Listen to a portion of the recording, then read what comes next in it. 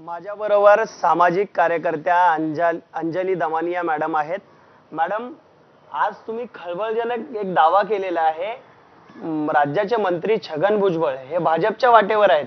काय नेमका सोर्स आहे आणि काय सांगाल त्या संदर्भात? नाही, कसं आहे की मला डिसेंबर महिन्याच्या सुरुवातीलाच असं कळलं होतं की भाजपचा प्लॅन आहे की छगन भुजबळ यांना आपला देशभर पातळीवर त्यांना ओबीसी चेहरा बनवायचं. तर तेव्हा मला ते खरं वाटलं नाही आणि असं वाटलं की असे अनेक विषय निघतात आणि अशी वाफा उठतात, पण असं नसावं. कारण हाच भाजप आहे ज्यांनी त्यांच्या विरुद्ध एक PIL केलं होतं, म्हणजे जनहित याचिका केली होती त्यांच्या भ्रष्टाचाराचं सगळं पितळ उघड करण्यासाठी. आणि आज फक्त आणि फक्त राजकारण करायचं म्हणून अशा व्यक्तीला जर ते आता एक पूर्ण देश पातळीवर फेस करणार असतील ओबीसींचा, तर हे अतिशय धक्कादायक आहे. आणि जसं तुम्हाला माहिती आहे, मला जे कळतं ते कधीही चुकीचं असू शकत नाही.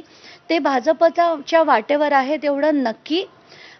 पण भाजपनी इतक्या खालच्या पातळीला जाऊन हे सगळं करणं, म्हणजे आधी त्यांनी पूर्ण अजित पवार फॅक्शन घेतला, त्याच्यात तटकरे, प्रफुल्ल पटेल, भुजबळ या सगळ्यांना आधी घेतलं आणि आता त्याच्यानंतर भुजबळांना सरळ सरळ पक्षात घेत आहेत. याच्यापेक्षा अतिशय म्हणजे आणि शॉकिंग काही असू शकत नाही.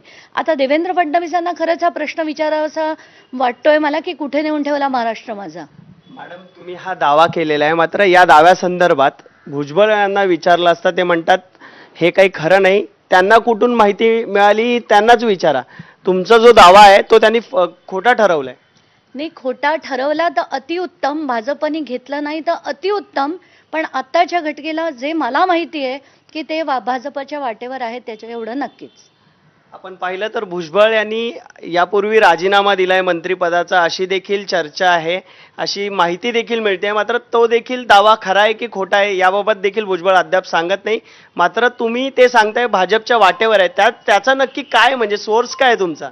नाही, मला असं जे कळलंय की भाजप म्हणजे त्यांनी राजीनामा दिला होता असं मीही